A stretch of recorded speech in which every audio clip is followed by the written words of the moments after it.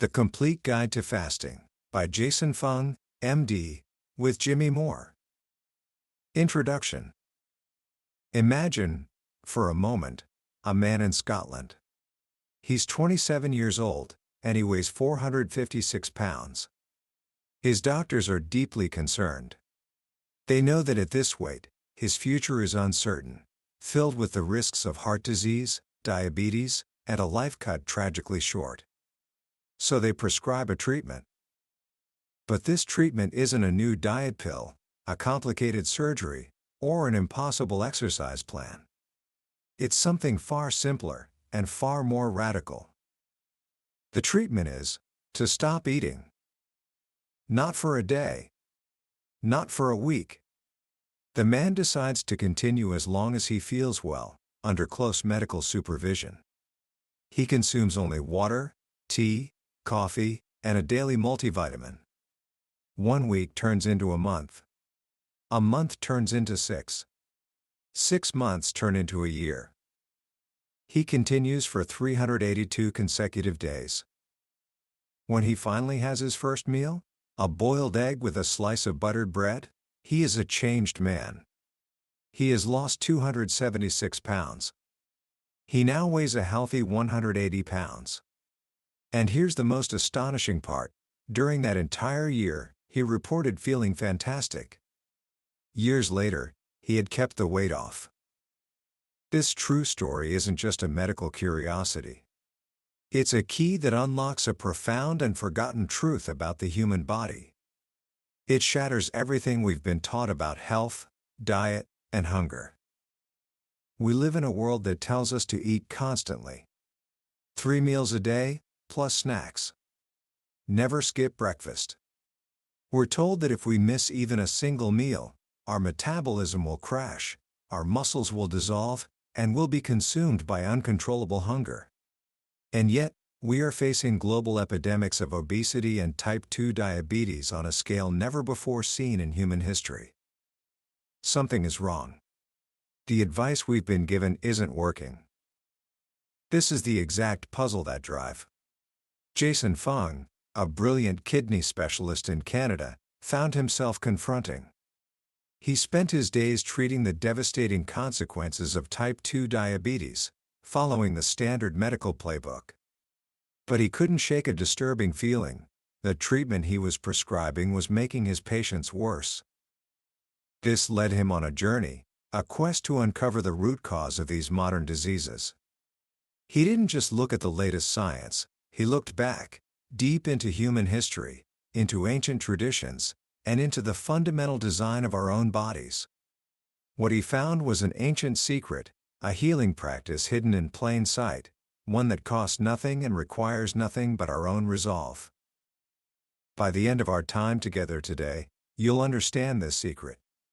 You'll learn why the most common diet advice in the world is almost designed to fail, and how the simple, powerful act of not eating, what we call fasting, can be one of the most transformative tools for healing your body and reclaiming your health.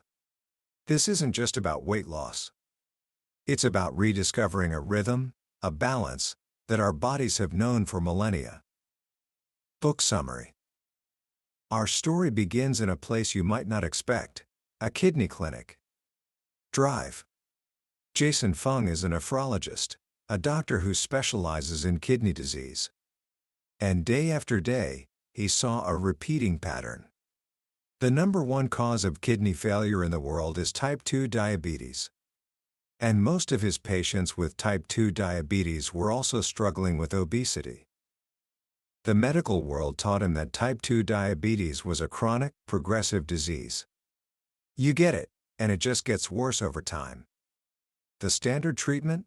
Medications to lower blood sugar, and eventually, insulin injections. But drive. Fung noticed a terrible paradox. Insulin is a hormone that tells your body to store fat. When he gave his patients insulin, their blood sugar would go down, which looked good on a lab report. But they would also gain weight. And as they gained weight, their diabetes would get worse, requiring even more insulin. It was a vicious cycle. He was trying to put out a fire by pouring gasoline on it. This sent him on a quest for the real cause. He asked a simple question: what truly causes weight gain? For 50 years, the answer we've all been given is calories. The idea is simple: calories in, calories out. If you eat more calories than you burn, you gain weight. To lose weight, you must eat less and move more. It sounds perfectly logical. But drive. Fung looked at the evidence, and the evidence was devastating. This advice has been a catastrophic failure. He points to massive studies like the Women's Health Initiative, where nearly 50,000 women were followed for years. The group that ate less fat, ate fewer calories, and exercised more lost almost no more weight than the group that did nothing. He looked at the contestants from the TV show The Biggest Loser. They followed the eat less, move more mantra to an extreme degree, losing incredible amounts of weight. But what happened after the show? Almost every single one of them regained the weight.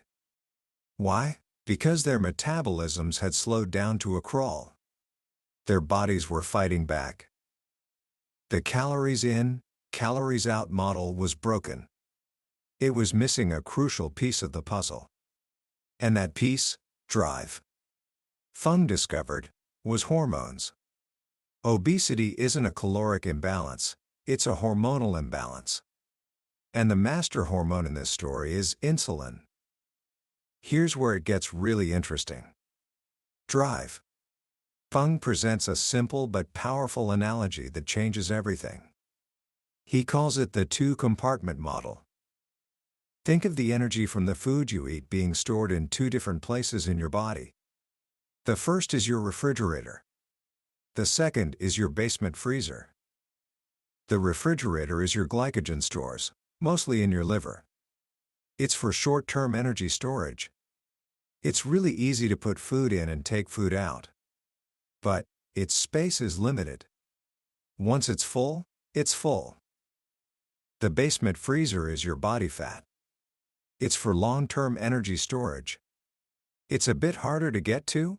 You have to go all the way down to the basement. But here's the key: it has virtually unlimited storage space. When you eat, your body uses the energy it needs, and it stores the rest. First, it fills up the refrigerator glycogen. Once that's full, any extra energy gets sent down to the basement freezer body fat. Now, here's the crucial part. Your body will always burn the easy-to-access energy from the refrigerator before it even thinks about going down to the freezer. As long as there's food in the fridge, the freezer door stays locked. So, what controls the lock on the freezer door? The hormone insulin. When you eat, especially carbohydrates and protein, your insulin levels go up. High insulin is a signal to your body: store energy. We've got plenty coming in. When insulin is high, it locks the freezer door. It actively prevents your body from burning fat. It wants you to burn the sugar that's currently coming in from your food. This is where our modern diet becomes a disaster. We wake up, we eat breakfast, insulin goes up. We have a mid-morning snack, insulin goes up. We eat lunch, insulin goes up. An afternoon snack, insulin goes up.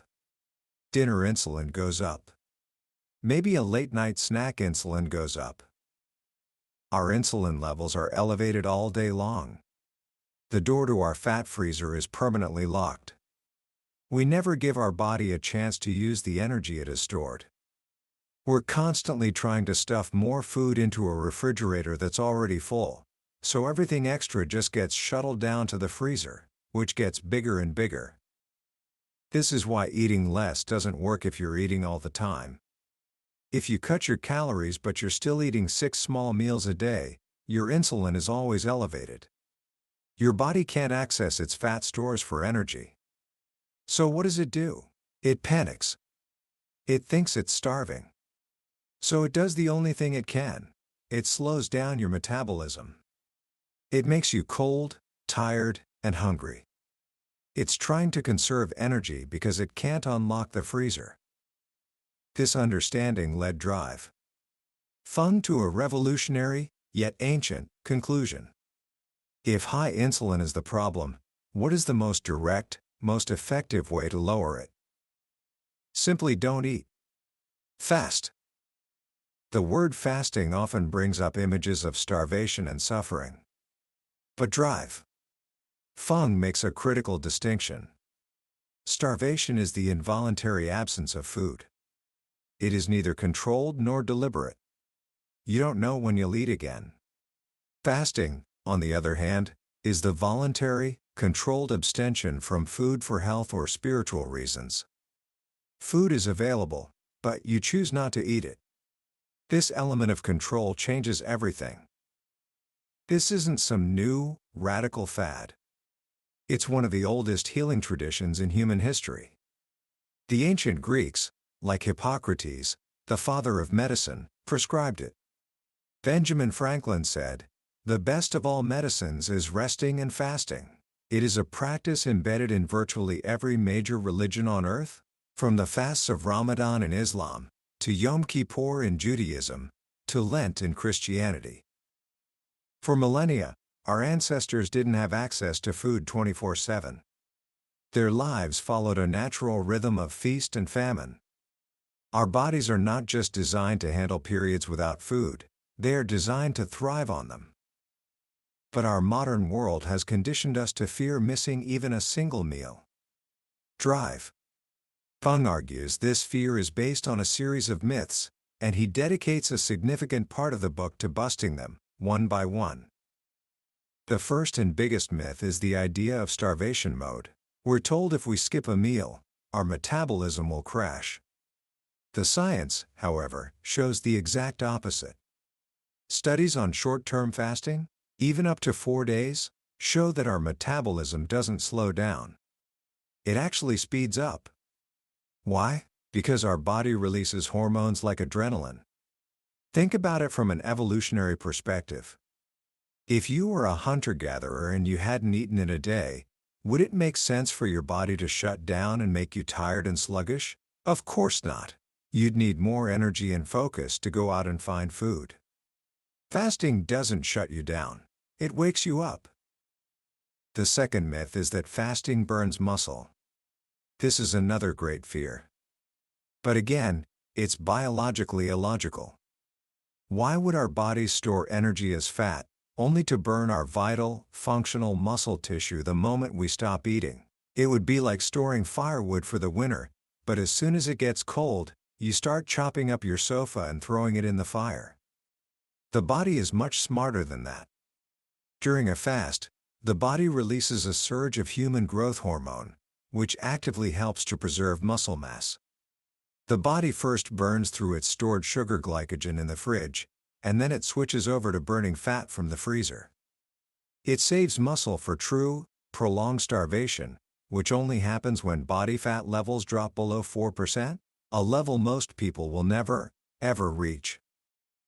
But what about the biggest fear of all? Hunger. The crushing, unbearable hunger that we imagine will destroy us if we dare to skip lunch. This is where the book's co-author, Jimmy Moore, enters the story. Jimmy is a best-selling author and health podcaster, and he provides the human, real-world experience to drive Fung's medical science. And Jimmy Moore was a supreme skeptic. He once weighed over 400 pounds. He loved to eat. The idea of purposely not eating sounded like a joke to him. His first attempt at intermittent fasting was a total disaster. He describes it as uck, and uck. He had massive headaches, felt lightheaded, and was completely miserable. But he realized later he was doing everything wrong. He was still drinking diet sodas, which can trigger cravings. He wasn't getting enough salt, leading to fatigue. And most importantly, his mindset was all wrong. He was terrified of the hunger. Years later, he tried again, but this time he was smarter. He had also transitioned to a low-carb, high-fat, ketogenic way of eating. And this, he discovered, was a game changer. When your body is already adapted to burning fat for fuel, a state called ketosis, fasting becomes almost effortless. It feels natural. One day, his wife asked him when he had last eaten, and he realized it had been 28 hours. He had simply forgotten to eat. The obsessive thoughts about food were gone. This experience taught him the true nature of hunger. What we think of as hunger is often just a conditioned response. It's Pavlov's dogs. We get hungry at noon because we've trained our bodies to expect food at noon.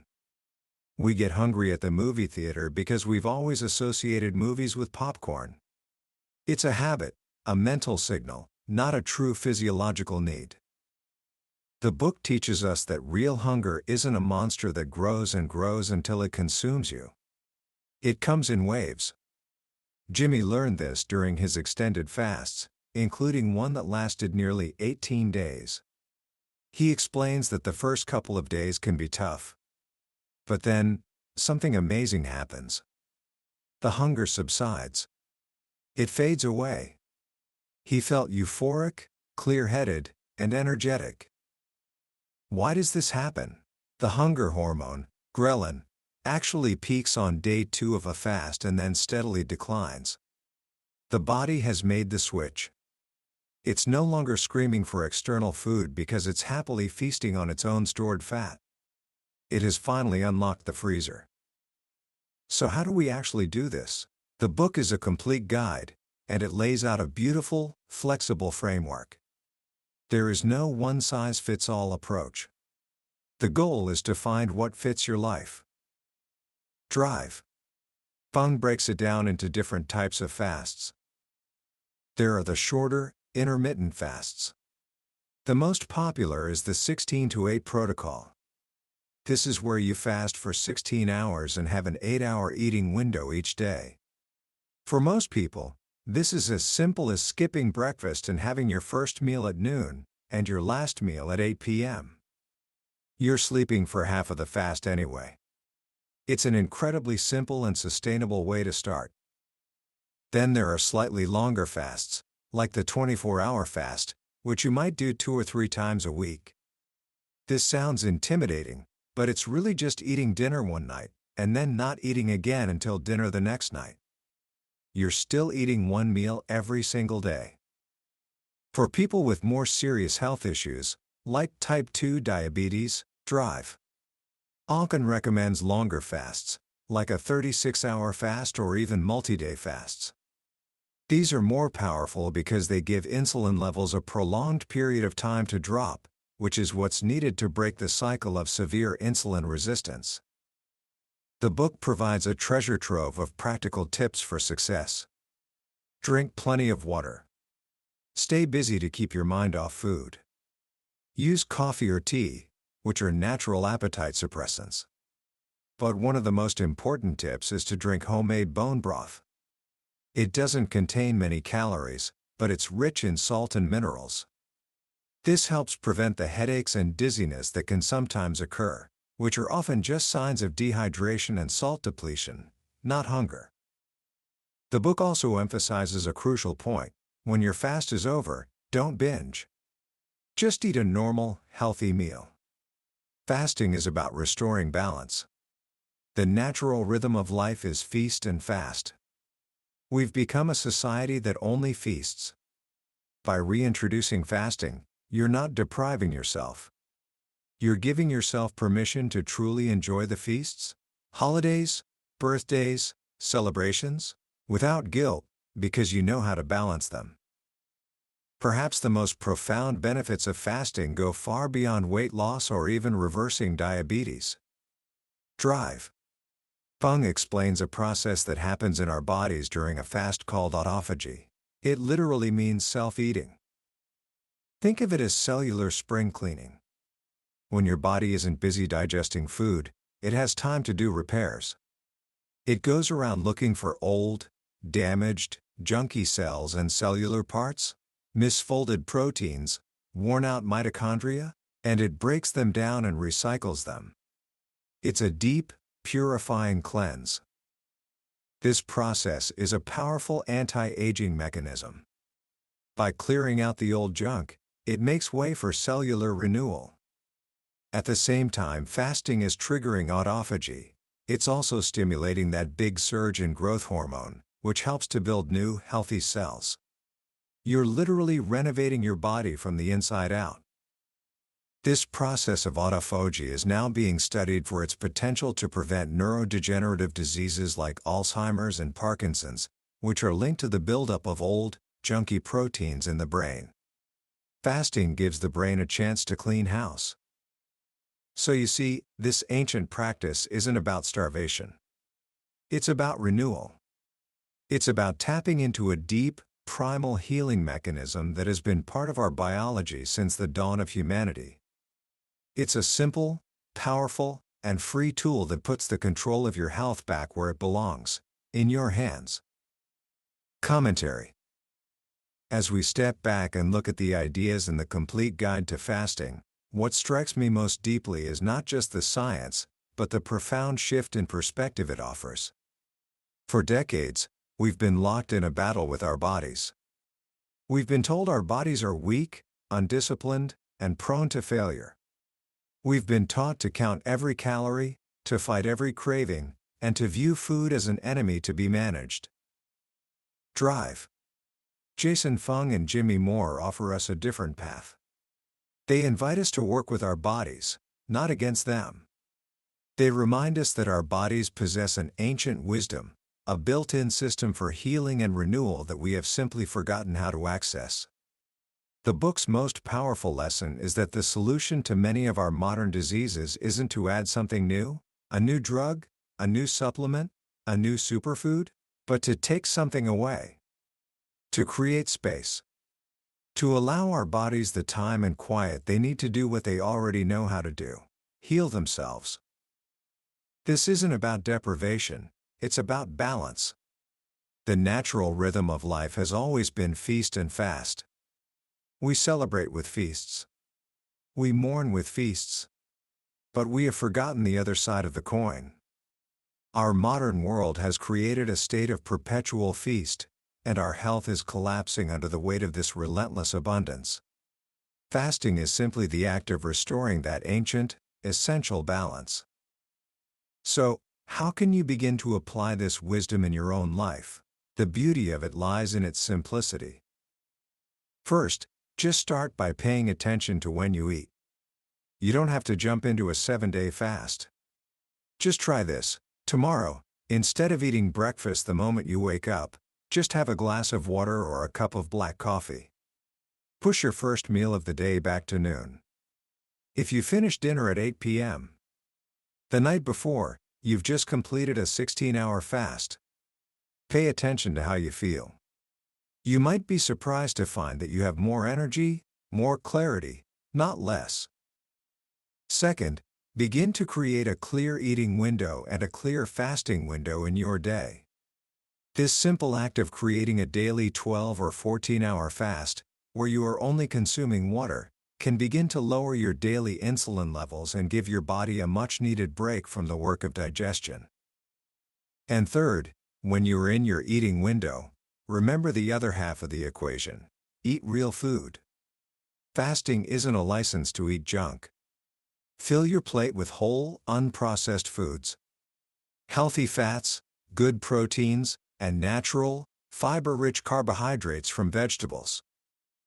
This book is more than just a guide to fasting. It's a manifesto for a new way of thinking about health. It's a call to trust the innate intelligence of our bodies and to reclaim a power that has been inside us all along. It teaches us that sometimes, the most powerful thing we can do for our health is nothing at all. That was a journey through the core ideas of the Complete Guide to Fasting by Drive. Jason Fung and Jimmy Moore. We've touched on the most important lessons today, but I'll be honest with you, a summary like this is like looking at a travel brochure for the Grand Canyon. You can see the pictures, you can read the descriptions, but it can never compare to the feeling of standing on the edge and seeing it for yourself. The real magic of a book like this happens when you engage with it directly. It's in the quiet moments, when a particular story or a simple phrase connects with your own experience in a way you didn't expect. This summary is designed to help you decide if this book is worth your time and attention. If anything we've talked about today has sparked your curiosity or resonated with a struggle you faced, I encourage you to grab a copy. Reading it isn't just about learning facts, it's an experience that can genuinely change the way you see food, your body, and your own potential for healing. You can find a link to the book in the description below. Also, if you found this summary valuable and it gave you a new perspective, please take a moment to hit that like button and subscribe to the channel. It lets me know that this work is helpful, and it ensures you won't miss our next journey into another life-changing book. Let's keep learning and growing together.